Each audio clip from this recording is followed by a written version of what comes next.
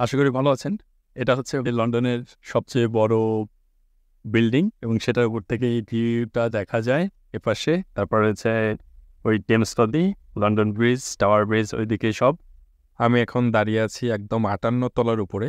তো এখান থেকে লন্ডনটাকে আসলে কেমন দেখা যায় সেরকম কিছু পরিবেশ আপনাদের দেখাবো এবং কথা বলব। আজকে যে বিষয় নিয়ে কথা বলবো সেটা হচ্ছে বর্তমানে আসলে ইউকের অবস্থাটা কেমন, বা সামনের বছর বা এবছর টাইমে আসাটা ঠিক হবে কিনা। আমি সবসময় বড় বড় একটা কথা বলে আসি, যদি পড়াশোনার জন্য আসেন তাহলে একদমই ঠিক আছে। যদি মনে করেন সেটেলমেন্টের জন্য আসবো, মানে সিটিজেন হওয়ার জন্য আসবো, তাহলে ইউকে বরাবরই মতোই কঠিন অবস্থায় আছে। তো আমি ইউকেকে আসলে সেটেলমেন্টের জন্য কাউকে প্রেফার করি না। আপনি ইউরোপিয়ান কান্ট্রিতে যাওয়াটা সেটা বেটার। এবার আসেন যে জবের অবস্থা। জবের অবস্থায় যদি আমি কথা বলি সেটা হচ্ছে যে জব যেটা বলা হচ্ছে যে ক্রাইসিস, আসলে জব কিছুটা হলেও ক্রাইসিস চলছে। তুলনামূলক আমি যদি ২ বছর আগের সাথে এখন কম্পেয়ার করি, তাহলে ক্রাইসিস চলছে। আর এই ক্রাইসিস যে বেশি দিন থাকবে সেটাও না। এটার একটা ক্যালকুলেশন আছে, আমি আপনাদেরকে বোঝাই। সেটা হচ্ছে যে ধরেন ২০২০ এর মাঝে যখন কোভিডটা আসে, তখন হচ্ছে এই কোভিডের জন্যই হচ্ছে এপাশে সবকিছু লকডাউন হয়ে যায়, সারা পৃথিবী স্টাক হয়ে যায়। তো তখন কিন্তু কাজের অপরচুনিটি থাকে না। তারপরে যখন কোভিডটা ধীরে, ধীরে কেটে যায়, যখন এদের মানুষের সংকট ছিল, তারপরে ওরা ব্রেক্সিট হয়েছে, তো তখন মানুষের প্রয়োজন ছিল। তো যে কারণে হচ্ছে ধরেন ২০, ২১, ২২ এই মোটামুটি ৩ বছরের মধ্যে প্রচুর মানুষ এখানে ঢুকছে স্টুডেন্ট হিসাবে, জবে, ভিসায়।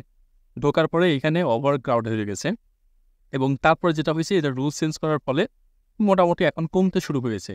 ধরেন ২০, ২১ এই টাইমে যে স্টুডেন্টরা এসেছে, তাদের কিন্তু পিএসডব্লিউ এখন শেষ, ২৪-এ এসে শেষ। তাহলে তারা কিন্তু হয় সেটেলমেন্টের দিকে কোনোভাবে না সিস্টেম করে ব্যবস্থা করছে, অথবা তারা এই দেশগুলো ছেড়ে দিয়ে অন্য দেশে চলে যাচ্ছে। তাহলে ২০ এবং ২১ এর ব্যাচ যারা ছিল, তারা কিন্তু এখন ইউকেতে মোটামুটি বলতে গেলে নাই। ২০ এর ব্যাচ নাই, ২১ এর ব্যাচ এখন মানে শেষের দিকে।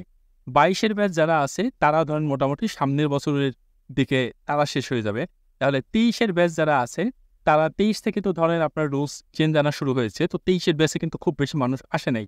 তাহলে এই যে জবের যে ক্রাইসিসের কথা বলছি, এই জবের ক্রাইসিস কিন্তু ধীরে, ধীরে কেটে যাচ্ছে। মানে ধরেন গত ৬ মাস, ৮ মাস মোটামুটি কিছুটা হলেও একটু স্ট্রাগল করতে হয়েছে। বাট যারা মোটামুটি ১ বছর, ১.৫ বছর আগে আসছে, তারা কিন্তু এতটাই স্ট্রাগল করে নাই। হ্যাঁ, একদম কোভিডের মাঝামাঝি যারা আসছে, তাদেরকে একটু স্ট্রাগল করতে হয়েছে, বাট তারপরে কিন্তু করতে হয় নাই। তো সেই হিসাবে ধরেন আপনার আর মোটামুটি সর্বোচ্চ ৭ মাস, ৮ মাস বা ১ বছর হচ্ছে এরকম স্ট্রাগল যাবে জবের জন্য। মানে এরকম পরিস্থিতি কিন্তু বাজে অবস্থা থাকতে পারে। তারপরে কিন্তু এই পরিস্থিতি থাকবে না। এবং সেটা যে শুধু ইউকের জন্য তা কিন্তু না। পৃথিবীর সকল দেশের বর্ডার ওপেন হয়ে গিয়েছিল। তো যে কারণে সব জায়গাতেই হচ্ছে মানুষ, প্রচুর সংখ্যায় মানুষ মানে ইউএসএ এখন, যে কারণে যেহেতু প্রচুর সংখ্যা মানুষ সব দেশেই আছে, তাহলে সব জায়গাতেই জবের একটু টানাপোড়েন আছে এবং সেটা ধীরে, ধীরে কেটে যাবে। আপনি যদি কানাডার কথা চিন্তা করেন, কানাডায় গেলে সহজে পাসপোর্ট হয় সত্য কথা।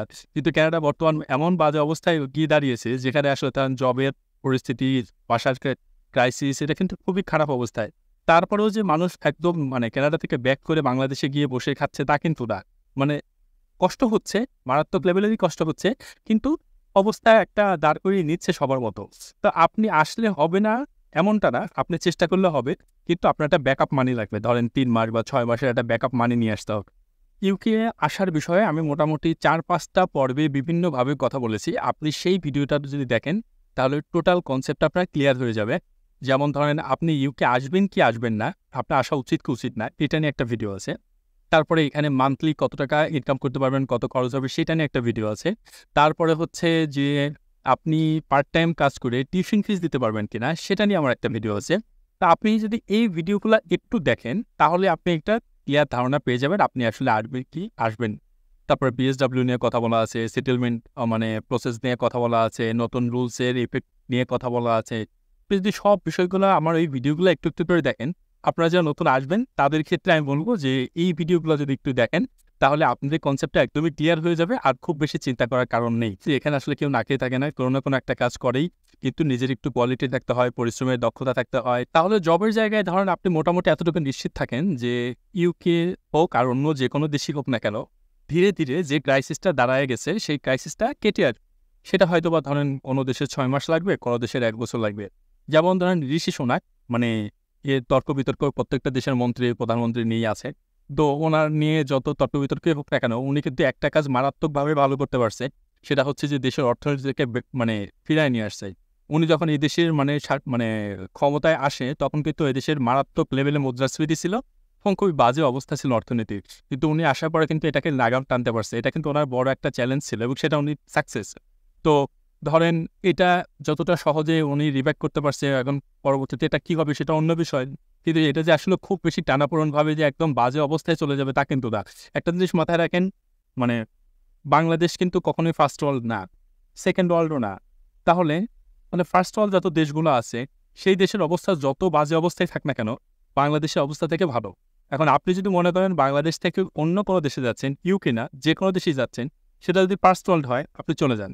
আমার কথা, আপনি চলে যান। আপনি সেখানে গিয়ে অ্যাটলিস্ট বাংলাদেশ থেকে ভালো থাকবেন এবং আপনি যেখানেই যান না কেন মিনিমাম 6 মাসের একটা ব্যাকআপ নেওয়ার চেষ্টা করবেন। 6 মাস না পারলেও অ্যাটলিস্ট 3 মাসের একটা ব্যাকআপ নেওয়ার চেষ্টা করবেন।